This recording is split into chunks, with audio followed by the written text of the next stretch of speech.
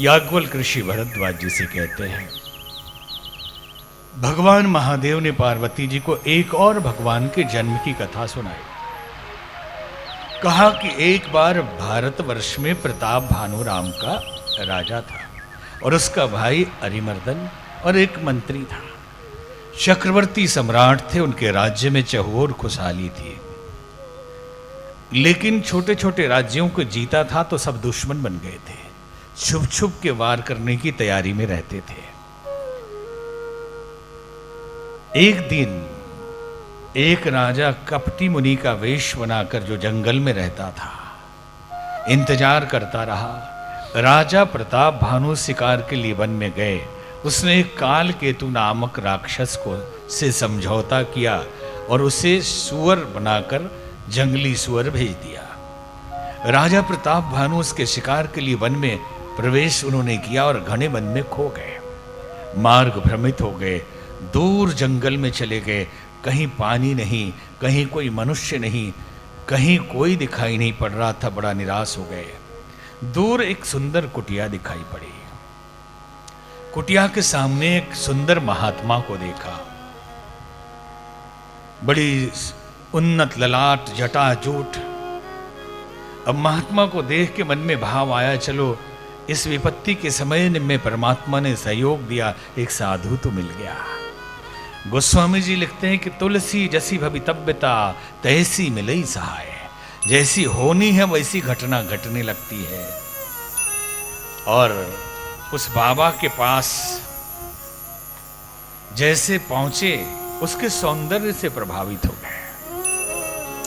गोस्वामी जी ने लिखा, तुलसी देखी सुबेश भूलहि मूढ़न चतुर नर।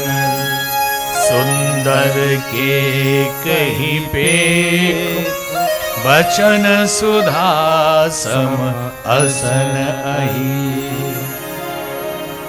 गोस्वामी जी ने लिखा कि सुंदर को देखकर बुद्धू ही नहीं, बुद्धिमान भी फंस जाते हैं।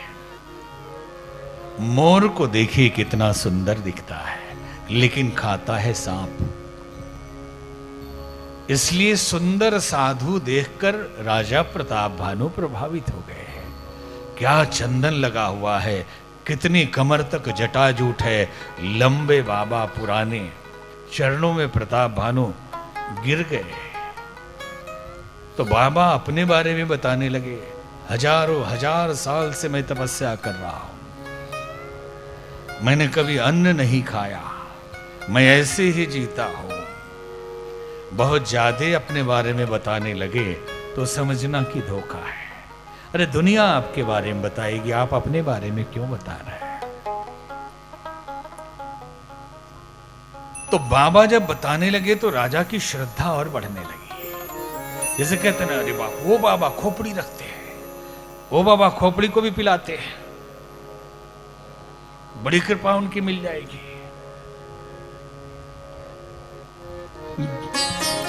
जिमि जिमि तापस कथई उदासा। जिमि जिमि तापस कथई उदासा। तिमि तिमि नृपहि उपज विश्वासा। तिमि तिमि नृपहि उपज विश्वासा। देखा स्वबास करम मन वाणी। देखा स्वबास करम मन वाणी। तब बोला तापस बगधानी। जिमि जिमि तापस कथई उदासा। जिमि जिमि तापस कथई उदासा। जैसे जैसे तपस्वी उदासीनता की बातें करता, राजा प्रभावित होते जाते हैं। हमारे ऋषि मुनि बड़े अनुभवी हैं। आप कहते हैं कि आज अच्छे भी साधु हैं, डुप्लीकेट भी है, और डुप्लीकेट ज़्यादा चमकता है। आप तो डायमंड समझते हैं यहाँ पे कि डुप्लीकेट वाला शीशा ज़्यादा ही आपको लगेगा कि वाह ये ओरिजिनल को फेल कर रहा है, और असली कोहिनूर जाके देखा हमने कई बार, लगता है नहीं कि एक कोहिनूर है, ऐसी एक नीला टाइप का पत्थर, और है वो कोहिनूर, लेकिन शीशे का उससे बढ़िया मिल जाएगा आपको, ज़्यादा चमकेगा। तो ये दोनों टाइप के लोग हर युग में हुआ करते हैं। जो सत्य है असत्य उसका ही बनता है, असली जो है उसी का तो डुप्लीकेट बनाएंगे, और असली ही नहीं होगा तो डुप्लीकेट कहां से बनाएंगे। तो हर युग में अच्छे संत भी होते हैं और डुप्लीकेसी भी हो जाती है।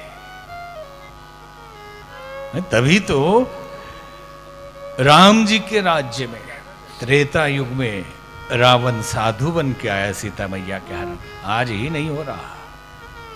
कालनेमी साधु बन के आया हनुमान जी को ठगने, इंद्र साधु बन के आया अहिल्या जी को ठगने। ये उस जमाने की बात है।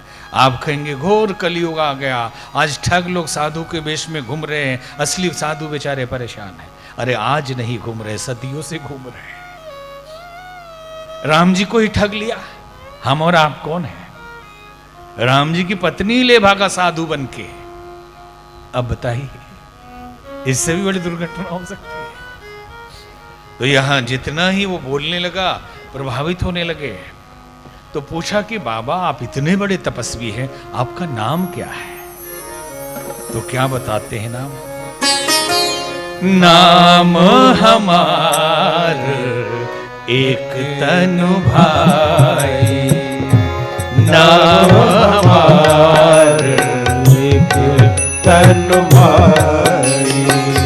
सुनी नृप बोले पुनि सिरुनाई, नृप बोले पुनि सिरुनाई।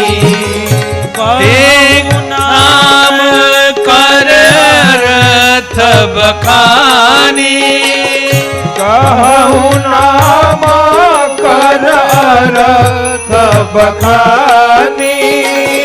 मोहिए वक अतियापन जानी, नाम हमार एक तनु भाई, नाम हमार एक तनु भाई। हे भाई, मेरा नाम एक तनु है।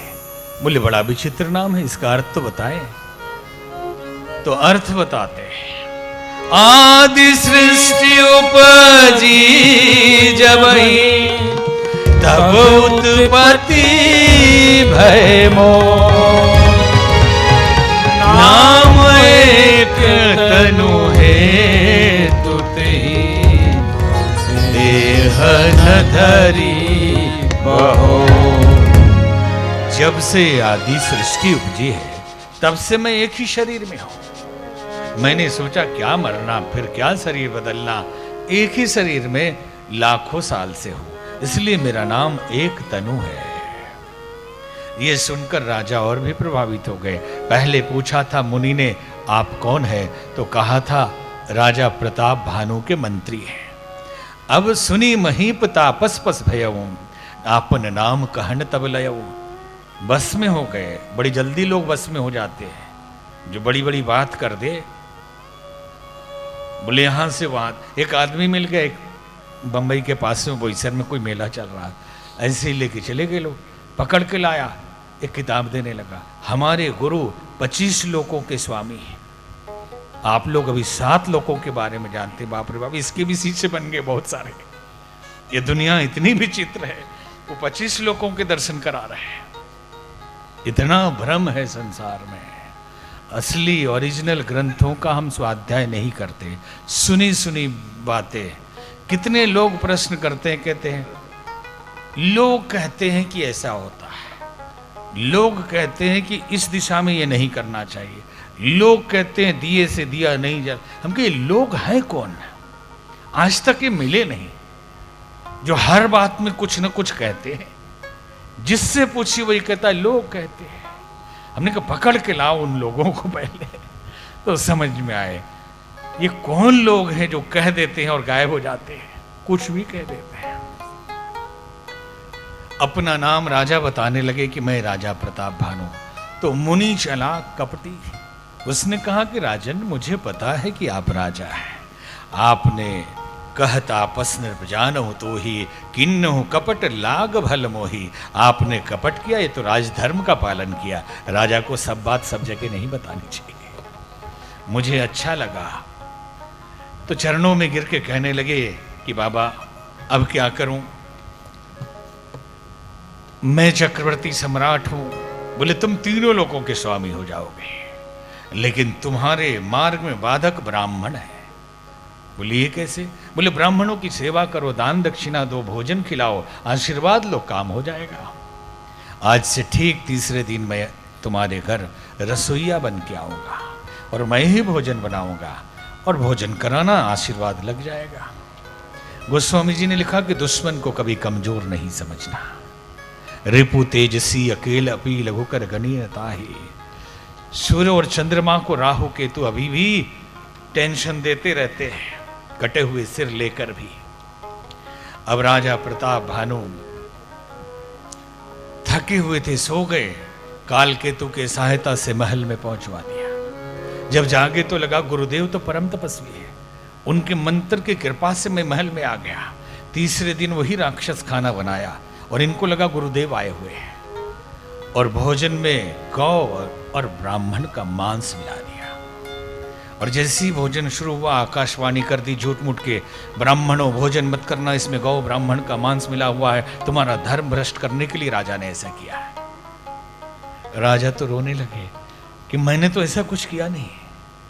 तभी एक सच्ची आकाशवाणी हुई कि हे ब्राह्मणों ने शाप दे दिया तुरंत कि कुल खानदान सहित तुम नष्ट हो जाओ और राक्षस बनो।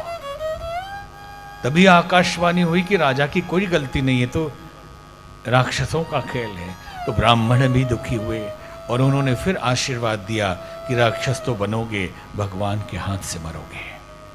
और वही रावण, कुंभकर्ण और मंत्री विभीषण बना। गोस्वामी जी ने लिखा भरद्वाज सुनु जाहि जब हो ही विधाता बाम। संसार में सबसे दोस्ती कर लीजिए, सबको समझौता कर लीजिए, सबको अपना मित्र बना लीजिए, और परमात्मा नाराज हो जाए तो धूरी मेरु सब जनक जम।